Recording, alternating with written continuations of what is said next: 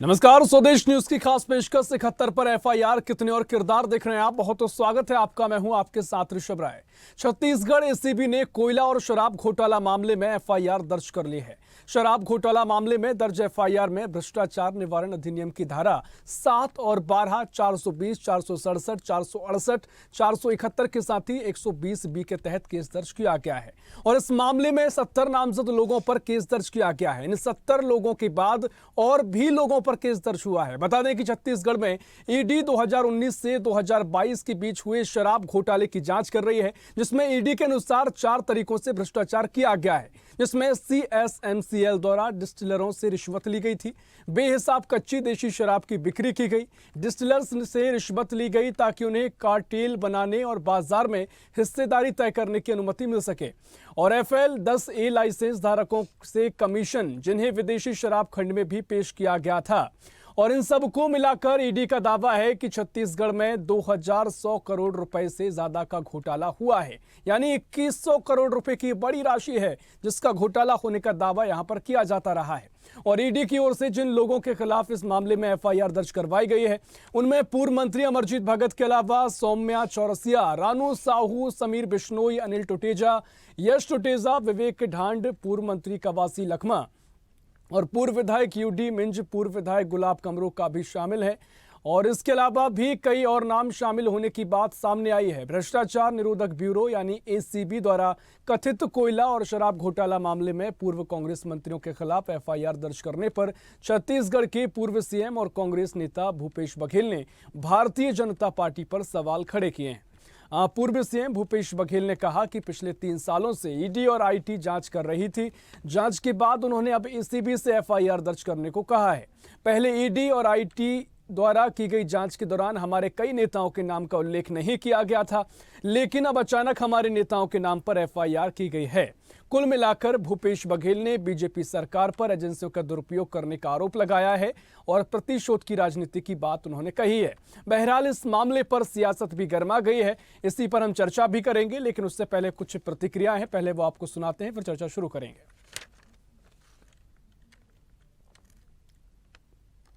3 साल से आईटी और ईडी जांच कर रही है और इस जांच करने के बाद अब एसीबी को उन्होंने कहा कि इसमें एफआईआर करें। जब ईडी जांच कर रही थी, आईटी जांच कर रही थी, तब इन लोगों का न यूडी मिंज का नाम था, न अमरजीत भगत का नाम था, न गुलाब कमरो का नाम था, न ही कवासी लखमा का नाम था। आज अचानक ईडी के आवेदन पर एसीबी ने केस रजिस्टर्ड किया है। ये सीधी सीधी बात है कि ये लोकसभा को ध्यान में रखते हुए प्रदेश के नेताओं को बदनाम करने का षड्यंत्र भारतीय जनता पार्टी के एजेंसी ईडी अब राज्य सरकार के द्वारा एसीबी के द्वारा जांच करने का निर्देश किया, एफआईआर दर्ज किया है। मुख्यमंत्री की इतना छोटे सोच का नहीं होना चाहिए, क्योंकि एसीबी में जांच करने का आदेश मुख्यमंत्री के हस्ताक्षर से होता है। इस संबंध में अभी पूरी तरह तो जानकारी प्राप्त नहीं हुई है, लेकिन मैं कहना चाहता हूं कि जब जब चुनाव आती है तो भारतीय जनता पार्टी अपने अधीनस्थ संस्थाओं को कांग्रेस के खिलाफ या अन्य सरकार खिलाफ में लगातार दुरुपयोग कर रही है, डराने का काम कर रही है, ताकि सत्ता के दम पर विपक्ष को कुचल सके, विपक्ष को दबा सके। ये लगातार भारतीय जनता पार्टी केंद्र की सरकार अपने सत्ता की दुरुपयोग विपक्ष के ऊपर लगातार कर रही है। ये जिस तरह कांग्रेस की भूपेश बघेल सरकार ने सत्ता में बैठते ही सत्ता का दुरुपयोग किया, अपराधीकरण किया, भ्रष्टाचार की लाइन से फहरिस्त है। अरे गाय के गोबर और गोमूत्र तक को नहीं छोड़ा। शराब माफिया, कोल माफिया, चावल माफिया, छत्तीसगढ़ महतारी का नाम लिया और छत्तीसगढ़ महतारी को ही लूट लिया। पीएससी में भ्रष्टाचार, तो जिसने जैसा किया है वैसा वो भरेगा। अब ईडी की जांच आगे बढ़ रही है और उनके नाम से एफआईआर हो रही है तो उनके पेट में दर्द हो रहा है और साथ में खलबली भी मच रही है, राजनीतिक रूप से जोड़ रहे हैं। अरे भाई, भ्रष्टाचार किया है तो देश का पैसा तुम्हारे लूटने के लिए है क्या? इसलिए जो हो रहा है उनके कर्म के आधार पर हो रहा है। तो लगातार ये मामला अब तूल पकड़ता जा रहा है। बता दें कि छत्तीसगढ़ में शराब घोटाले का मामला जितना नया है उससे पुराना शराब को लेकर सियासत होती रही है। इस मुद्दे ने कई बार सरकारें भी बदली हैं, लेकिन अब ये मामला और भी तूल पकड़ रहा है। इसी पर चर्चा करेंगे। तमाम मेहमानों से आपका हम तारुफ करा देते हैं। भारतीय जनता पार्टी से जसविंदर बग्गा जी हमारे साथ जुड़ गए हैं, बहुत स्वागत है आपका। साथ ही कांग्रेस से रूपेश दुबे जी हमारे साथ जुड़ गए हैं, बहुत स्वागत है आपका। जसविंदर जी, पहले मैं आप ही के पास आ रहा हूं। जिस तरीके से अब तमाम खुलासे करने की बात की जा रही है, तमाम तरीके से एजेंसियां सक्रिय हुई हैं और लगातार ये मामला 3 साल का समय हो गया है जब जांच की जा रही है। लगातार शराब घोटाले को लेकर आपने कई आरोप लगाए हैं। अब ये पूरा मामला इस मुहाने पे आ गया है जहां कुछ ही क्षणों की आप बात कर रहे हैं, कार्रवाई होगी, सभी के नाम सामने लगभग आ रहे हैं जिन पर आरोप लगाए गए हैं।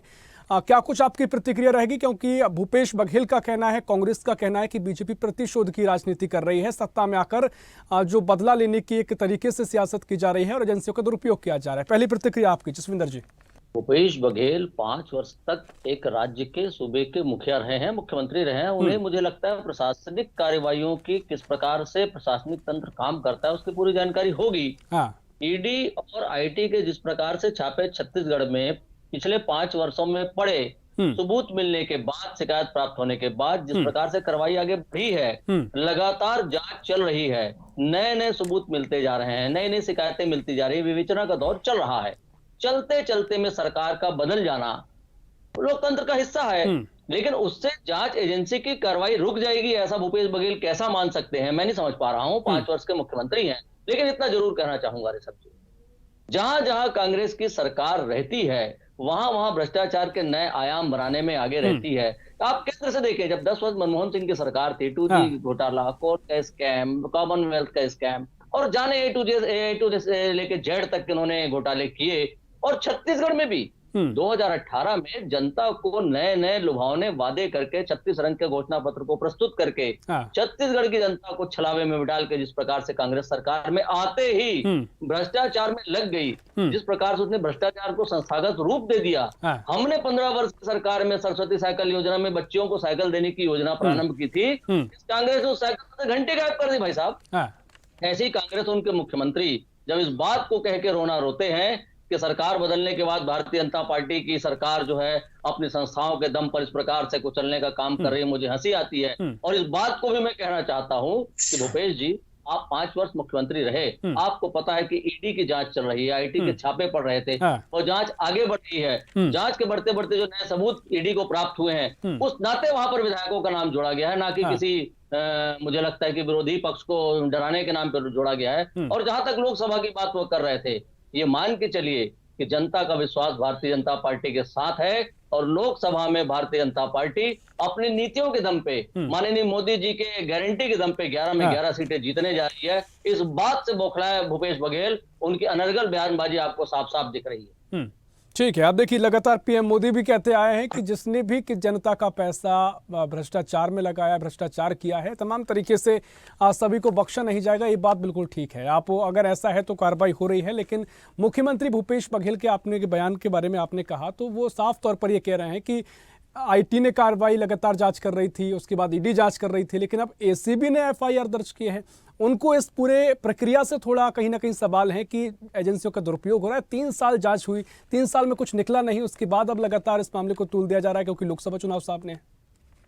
ये जो दर्जनों लोग जेल में बंद हैं, जिनमें आईएएस है, आईपीएस है, बड़े बड़े व्यापारी हैं, उद्योगपति हैं, इनके पिट्ठू जो बैठे हुए थे, इनके जो पदाधिकारी कांग्रेस के थे जो जेल में बंद हैं या जिनके नाम से एफआईआर दर्ज हुई है, जो भागे भागे फिर रहे हैं, ये लोग कौन थे? इन भी पिछले 3 साल की जांच की कार्रवाइयों पे ही अंदर हुए थे भाई साहब। ये जो रकम अटैच हो रही है, ये जिस प्रकार से घरों से नकदी रकम निकल रही थी, जिस प्रकार से घरों से बड़े बड़े जमीन के सौदों के कागजात निकल रहे थे, वो क्या थी? वो तो इनके सरकार के समय ईडी के जांच के दौरान ही हुआ है ना। क्योंकि कांग्रेस को अब ये दिखने लगा है कि मोदी जी की गारंटी के कारण और जिस प्रकार से देश में मोदी जी के 10 वर्षों के कार्यों के कारण जो सकारात्मक वातावरण बना है, इनकी दाल गलने वाली नहीं है। इसलिए इस प्रकार के वातावरण को निर्मित करके जनता में एक बार फिर से भ्रम का वातावरण पैदा करना चाह रही है कांग्रेस। और देखिए, कांग्रेस को बदनाम करने का काम हम नहीं कर रहे हैं। वो कांग्रेस जो खुद बदनाम है, जो भ्रष्टाचार की जननी है, जिसको जब जहां जैसा मौका मिलता है सिर्फ भ्रष्टाचार ही भ्रष्टाचार करती है, उस कांग्रेस के डरने का वाजिब कारण भी तो है ये। ठीक है रुपेश जी, आपने काफी इंतजार किया, अब आप ही के पास में आ रहा हूं। जिस तरीके से अब भारतीय जनता पार्टी की सरकार है और शराब का मुद्दा जिसको लेकर आप सत्ता में आए थे कि भाई शराबबंदी हम करेंगे, अब इसी पर आप घिर गए हैं। अब आप लोकसभा चुनाव का जिक्र कर रहे हैं कि सियासत इस पे हो रही है, तमाम नाम सामने आए हैं, कार्रवाई उन पर की जा रही है। रुपेश जी। ऋषभ जी नमस्कार। जिस प्रकार से केंद्र में भाजपा सरकार आने के बाद संवैधानिक संस्था, विश्वसनीय संस्था, ईडी और आईटी का दुरुपयोग हुआ, उनकी विश्वसनीयता पर प्रश्न लगा और उनके दबाव के कारण जो ईडी के घेरे में किसी भी नेता को ला करके भाजपा प्रवेश कराया गया और उसके बाद भाजपा प्रवेश करते उन पर कार्रवाइयां ईडी ने बंद कर दी। तो चूंकि छत्तीसगढ़ में भाजपा की सरकार है तो भाजपा अपने उसी चरित्र को फिर से उजागर करते हुए संवैधानिक संस्थाओं का दुरुपयोग करने का काम कर रही है। देखिए ये लेकिन ठीक है, आप मैं चर्चा को आगे बढ़ाऊंगा, बस एक मिनट आपको रोकना चाह रहा हूं। जिस तरीके से अब नाम सामने आए हैं, ये तो उसमें पूरा ट्रांसपेरेंसी है, पूरा पारदर्शिता है कि ये नाम है, इसमें शामिल है, अफसरों के नाम है, नेताओं के नाम है। इसको लेकर आप थोड़ा मुझे स्पष्ट कीजिए कि भाई नाम कैसे है जो बीजेपी कह रही है। यह भी पूछ ले जी से कि नंदू कुमार साय ने किसके कारण, किस डर के कारण कांग्रेस प्रवेश किया था। देखिए जिस प्रकार से ईडी लगातार छत्तीसगढ़ में कार्रवाई करती रही, शराब मामले को लेकर के कार्रवाई करती रही और कोल मामले को लेकर के कार्रवाई करती रही और उसके बाद उन्होंने न्यायालय में परिवाद प्रस्तुत किया। न्यायालय में परिवाद प्रस्तुतिकरण करने के बाद पूरक परिवाद प्रस्तुत किया। तो क्या ईडी की कार्रवाई या ईडी अपनी कार्रवाई पर स्वयं सशंकित है या ईडी को न्यायालय पे भरोसा नहीं है? जिस मामले में ईडी परिवाद संस्थित करते हुए न्यायालय की शरण में है, उसी मामले पर एसीबी में अपराध दर्ज कराया जाना और एसीबी में जिस प्रकार से अपराध दर्ज हुए हैं धारा 420, तो ये साबित करना पड़ेगा किस व्यक्ति के साथ, किसके साथ धारा 420 का जो अपराध धाराएं दर्ज हुई है वो किसके अंतर्गत में आती है, इसे व्याख्या भी करनी होगी। साथ ही साथ धारा 7, धारा 7A, धारा 12 जो रिश्वत से संबंधित है, तो उसको यह साबित करना होगा कि रिश्वत किसको दिया, रिश्वत किसने दिया। एक बैठी बिठाई बनी हुई जो उनकी जो फाइलें हैं, जो मनी लॉन्ड्रिंग के मामले ऑलरेडी न्यायालय में लंबित हैं और चूंकि देखिए जिस प्रकार से भाजपा अपने जब मुद्दों पे कायम नहीं रहती, जनता से किए गए वादों को पूरा नहीं कर पाती, तो जनता में भ्रम की स्थिति निर्मित करती है। मोदी की गारंटी पे छत्तीसगढ़ में सरकार का जनादेश मिला और उसके बाद इन्होंने मोदी की गारंटी का ना तो किसानों को 3100 रुपए दे पा रहे हैं, ना ही नगद काउंटर खोल पा रहे हैं, ना महतारियों को महतारी वंदन योजना का लाभ दे पा रहे हैं। इससे आम जनता का ध्यान भटकाने के लिए एसीबी चूंकि राज्य सरकार की संस्था है, उसमें एफआईआर दर्ज करा करके अफरा तफरी का माहौल, लोकसभा चुनाव है तो लोकसभा चुनाव में जनता इनकी बातों पे, उनकी बातों से ध्यान भटक जाए। लेकिन ठीक है रुपेश जी, लेकिन कुछ हवा हवाई तो नहीं हो रहा है ना। आप देखिए ना, नाम सामने है, बाकायदा एफआईआर हो चुकी हैं। आप कम से कम स्पष्ट कीजिए कि भाई अगर ये शामिल नहीं है तो उसकी क्या वजह है, क्या इसको लेकर पूरे आपके सबूत हैं या कुछ तथ्य तो होना चाहिए ना। अब बीजेपी साफ तौर पर एफआईआर हो गई, नाम सामने आ गए, अब इससे बड़ा स्पष्टीकरण क्या होगा? बड़े दुर्भाग्यपूर्ण बात कहना पड़ता है कि ईडी जैसी विश्वसनीय संस्था जो अपनी 3 साल के जांच में एक परिवाद दायर करती है, उसके बाद धारावाहिक एपिसोड पर लगातार नाम जोड़ जोड़कर कांग्रेस को बदनाम करने का काम कर रही है और एकदम एक लंबी फेरिस्त, भाई उनको बताना होगा। लेकिन चूंकि सरकार ने एफआईआर दर्ज किया है, एसीबी में अपराध एफआईआर दर्ज हुआ है, तो साक्ष्य की विषय वस्तु है, मामला न्यायालय में जाएगा और जिस प्रकार से भाजपा की कार्रवाई चल रही है, भाजपा सरकार संवैधानिक संस्थाओं का दुरुपयोग करते हुए कार्रवाई कर रही है, इनको न्यायालय पर भी भरोसा नहीं है। ठीक है, मैं क्विक रिएक्शन चाहूंगा जसविंदर जी आपको। लगातार ये मामला छत्तीसगढ़ का ही नहीं है, जहां जहां विपक्ष है वो लगातार आरोप लगते रहे हैं कि जो एजेंसियां हैं उनका दुरुपयोग होता आया है और कई ऐसे नेता हैं, उदाहरण के तौर पर कई नाम सामने आ जाते हैं जो पहले अन्य दलों में थे, जब बीजेपी में शामिल होते हैं तो सारी कार्रवाई खत्म हो जाती है, सारे उनके जो भी रिकॉर्ड हो जाते हैं वो साफ हो जाते हैं। ऐसे तमाम आरोप विपक्ष लगाते रहा है, इस पर भी आपकी प्रतिक्रिया चाहूंगा जसविंदर जी। मैं तो आपके विषय को बताऊंगा, लेकिन पहले मैं रुपेश जी की बातों को थोड़ा सा मुझे लगता है कि स्पष्ट कर देना चाहूंगा आपके बीच में। कोई जांच जब होती है, विवेचना जिस प्रकार से आगे बढ़ती है, नए तथ्य मिलते हैं जांच के दौरान, उस प्रकार से नई नई चीजें जुड़ती चली जाती है, नए नए जाम जुड़ते चले जाते हैं। और हम आप तो टीवी चैनल में बैठ के डिबेट कर रहे हैं रुपेश जी, हम आप सार्वजनिक रूप से भी भाषणबाजी करते हैं, दोनों राजनीतिक दल के प्रवक्ता हैं, लेकिन यह बातचीत, यह लफाजी भी कह सकता हूं मैं जिसे, हम लगातार जो बोलते हैं ये ऐसे सामान्य जगहों पर तो चल जाती है, लेकिन कोर्ट में नहीं खड़ी होती।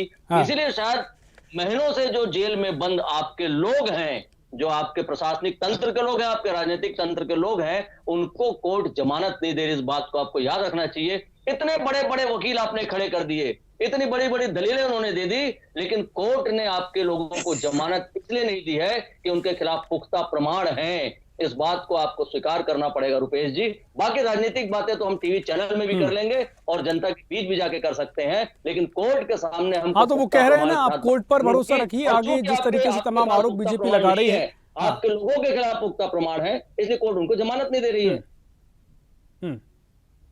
कोई रिएक्शन रुपेश जी? जी देखिए, जमानत देना नहीं देना माननीय न्यायालय का क्षेत्राधिकार है। यदि आपने कोई कार्रवाई संचित कर दी तो आपको अपने कार्रवाई में अडिग होनी चाहिए। ये बार बार जैसे कि बताया था कि पहले ईडी की कार्रवाइयां जिन भाजपा के कांग्रेस या अन्य दलों के नेताओं पर हुए, वो भाजपा प्रवेश करने के बाद ईडी की कार्रवाइयां आश्चर्यजनक ढंग से समाप्त हो जाती है। और चूंकि छत्तीसगढ़ में कांग्रेस के रुपेश जी लगातार सवाल आप करते आए हैं, लेकिन मेरे को इस पे पूरे मामले को लेकर एक सवाल जरूर रहता है कि ठीक है आप आरोप लगा रहे हैं, लेकिन इससे ये तो सिद्ध नहीं हो जाता कि जो नेताओं पर आरोप लगे हैं वो उस पर बिल्कुल साफ हो गए हों।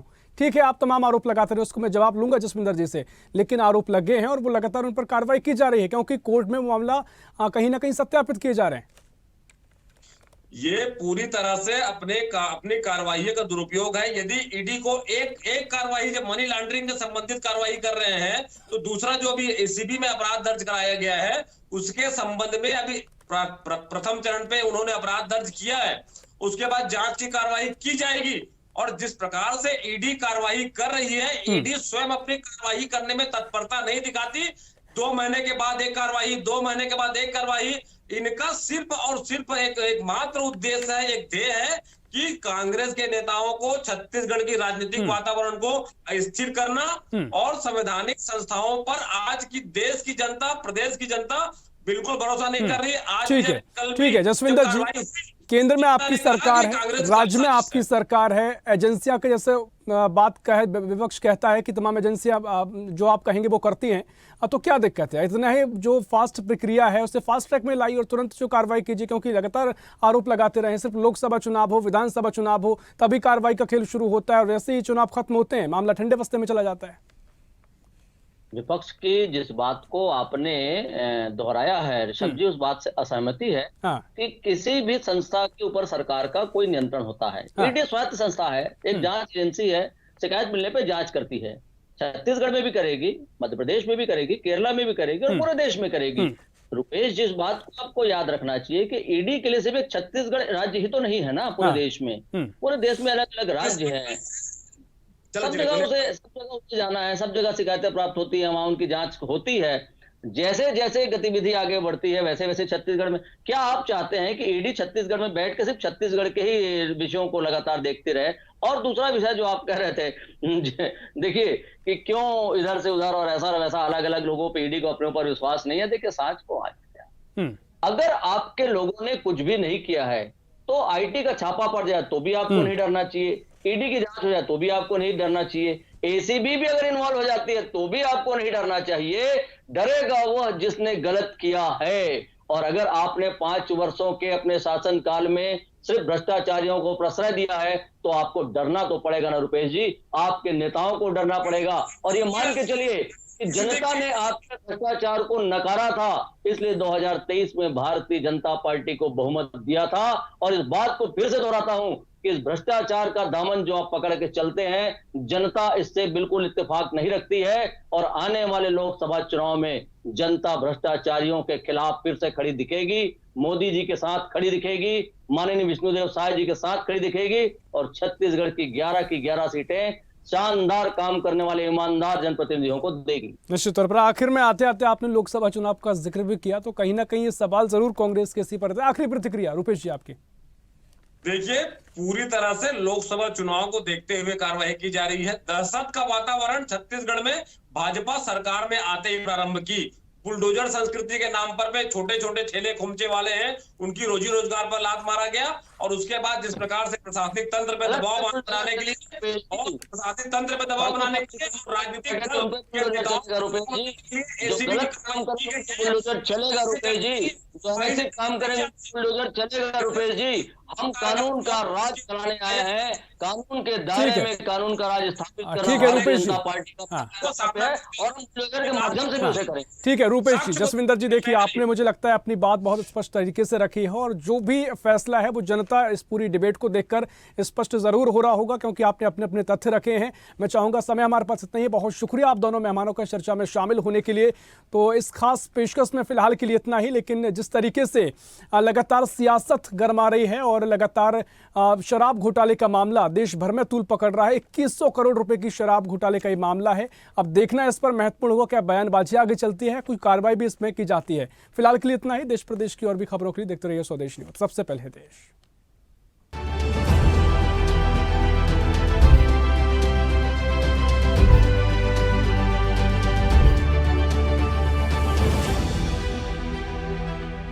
ऐसी ही खबरों के लिए हमें लाइक करें, शेयर करें, फॉलो करें और YouTube पर सब्सक्राइब करें और बेल आइकन दबाना ना भूलें। साथ ही ताजा अपडेट्स के लिए हमारी वेबसाइट swadesh live.com पर जरूर जाएं।